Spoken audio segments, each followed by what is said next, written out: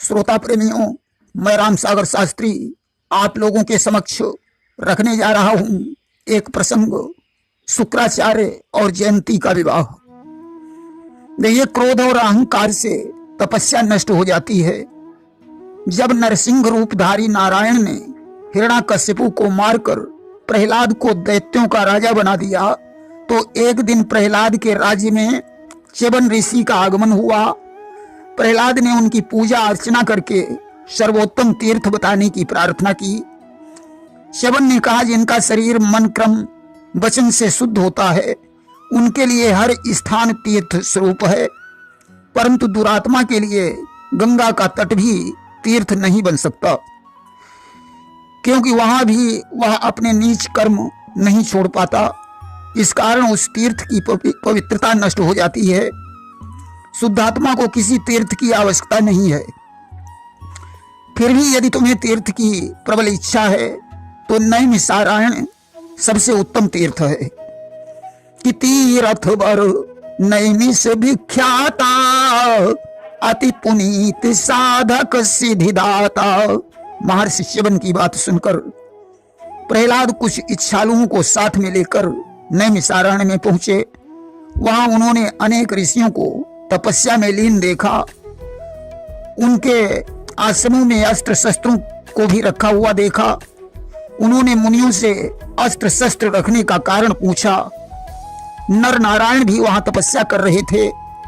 नर ने कहा, तपस्या समर्थ व्यक्ति द्वारा ही संपादित की जा सकती है। इस रहस्य को तुम नहीं समझ पाओगे, इसलिए यहां से जाओ।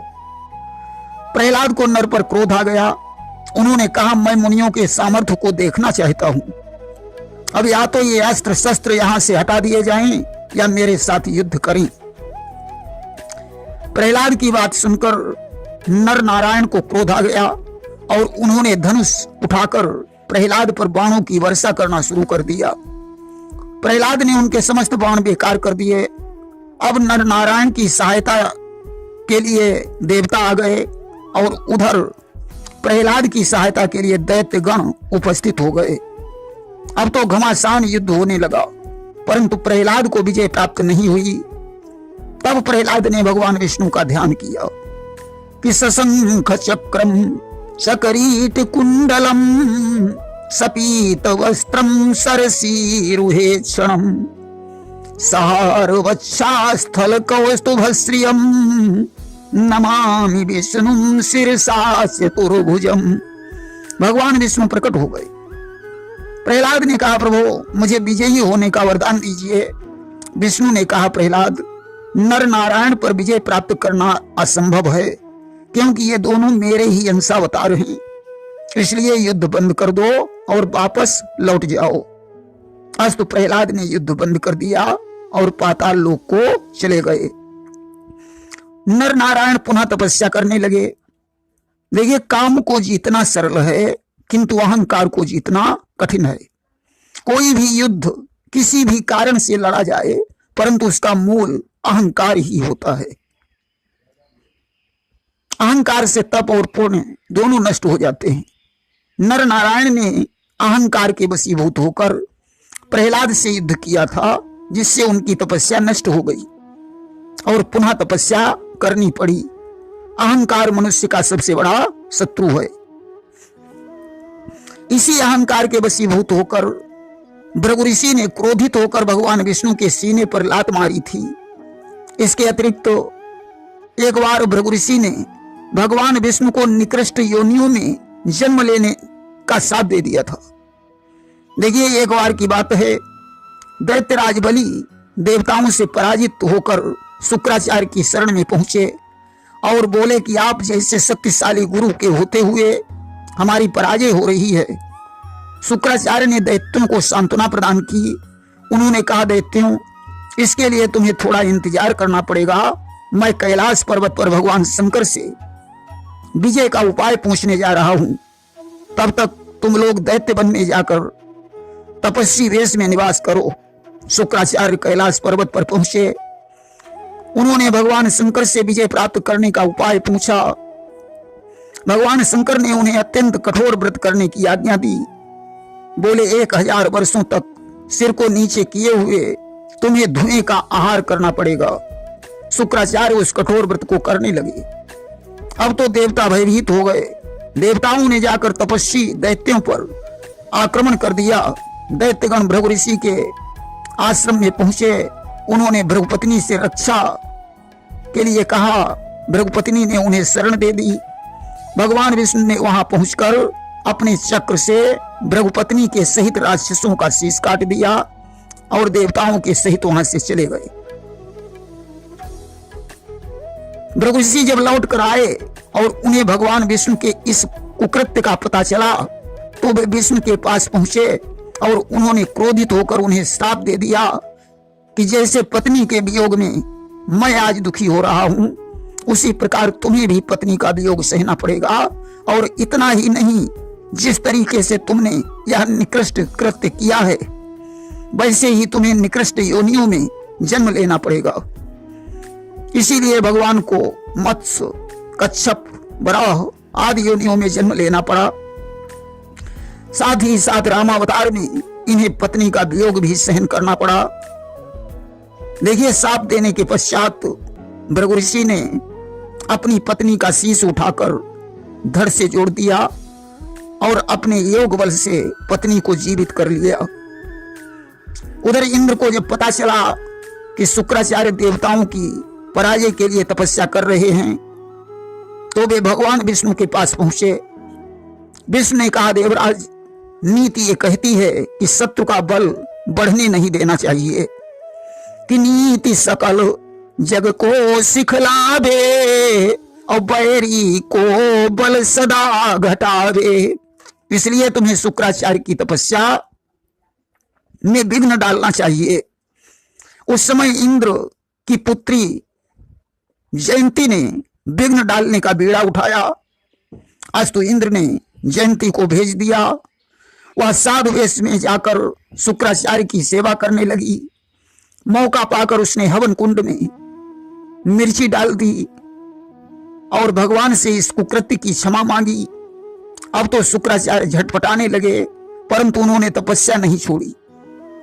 आज तो भगवान शंकर उसी समय शुक्राचार्य के समक्ष प्रकट हो गए और उन्होंने उन्हें अमृत संजीवनी मंत्र प्रदान कर दिया और अंतर्ध्यान हो गए। तब शुक्राचार्य ने जयंती से परिचय पूछा।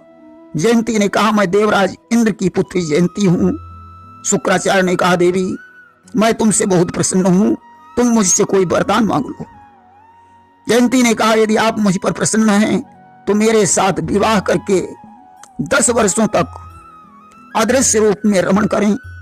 शुक्राचार्य ने एवं मस्तु कह दिया। घर लाए और अदृश्य रूप में जयंती के साथ रमण करने लगे। इंद्र बृहस्पति के पास पहुंचे। उन्होंने बताया कि जयंती अपने कार्य में सफल हो गई। अब शुक्राचार्य तो अदृश्य थे। बृहस्पति जी ने शुक्राचार्य का रूप धारण किया और देवताओं के पास पहुंचे। उन्होंने कहा, दैत्यों, अब तुम्हें चिंता करने की जरूरत नहीं है। मैं कठोर तपस्या करके सिद्धियां प्राप्त कर चुका हूं। दैत्यों ने उन्हें असली शुक्राचार्य समझकर वंदन और अभिनंदन किया। बृहस्पति ने दैत्यों को जैन धर्म में दीक्षित कर दिया और बताया कि संसार की सारी वस्तुएं नाशवान हैं, भौतिक पदार्थों के लिए युद्ध करना बेकार है। इतना ही नहीं, उन्होंने आत्मा के उद्धार को जीवन का मूल तत्व बताया।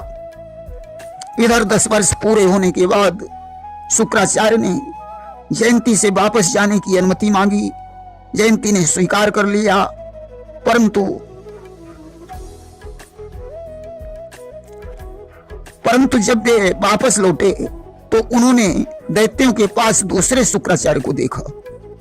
शुक्राचार्य समझ गए यह बृहस्पति की चालाकी है। उन्होंने दैत्यों से कहा कि असली शुक्राचार्य मैं हूं, तुम्हारे साथ धोखा हो रहा है। परंतु दैत्यों ने उनकी बात नहीं सुनी, कपटी कहकर उनकी अवज्ञा की। तब शुक्राचार्य को क्रोध आ गया। उन्होंने दैत्यों को श्राप दे दिया, जाओ दुष्टों, अब तुम हमारे श्राप से विनष्ट हो जाओगे। आज बृहस्पति अपने कार्य में सफल हो गए। इंद्र के पास लौट आए। बृहस्पति के जाते ही दैत्यों को वास्तविकता का ज्ञान हो गया। वे शुक्राचार्य के पास जाकर क्षमा मांगने लगे अब तो शुक्राचार्य उनके उद्धार की चिंता करने लगे। उन्होंने दैत्यों से कहा कि अब तुम देवलोक पर चढ़ाई करो। अब तो देवता और दैत्यों का घमासान युद्ध हुआ। देवताओं ने अपनी सफलता के लिए जगदम्बा का आवाहन किया। आज अष्टभुजी देवी युद्ध भूमि में प्रकट हो गई, जिन्हें देखकर शुक्राचार्य भी स्तुति करने लगे। देवी ने दोनों को समझा बुझाकर युद्ध बंद करवा दिया। देखिए, शुक्राचार्य और जयंती के द्वारा देवयानी का जन्म हुआ था, जिसका विवाह अयाति के साथ हुआ था। देखिए, जरासंध, शिशुपाल, रुक्म, कंस आदि के पापाचार से दुखी होकर पृथ्वी जब गौरूप में इंद्र के पास गई तो इंद्र ने ब्रह्मा को समर्थ बताया, ब्रह्मा ने शिव को और शिव ने विष्णु को समर्थ बताया। विष्णु जी ने कहा, मैं स्वयं किसी दूसरी शक्ति के अधीन होकर कार्य करता हूं, इसलिए देवी भगवती की प्रार्थना करनी चाहिए। उस समय देवी ने प्रकट होकर कहा कि विष्णु मेरे ही अंश हैं, ये यदुकुल में जन्म लेकर पापियों का विनाश करके पृथ्वी का भार हल्का करेंगे। आज तो शिव, ब्रह्मा, विष्णु भी उन्हीं के अधीन हैं। उसी शक्ति की आज्ञा से भगवान ने कृष्णावतार ग्रहण किया था। प्रेम से बोलिए वृंदावन बिहारी लाल की जय।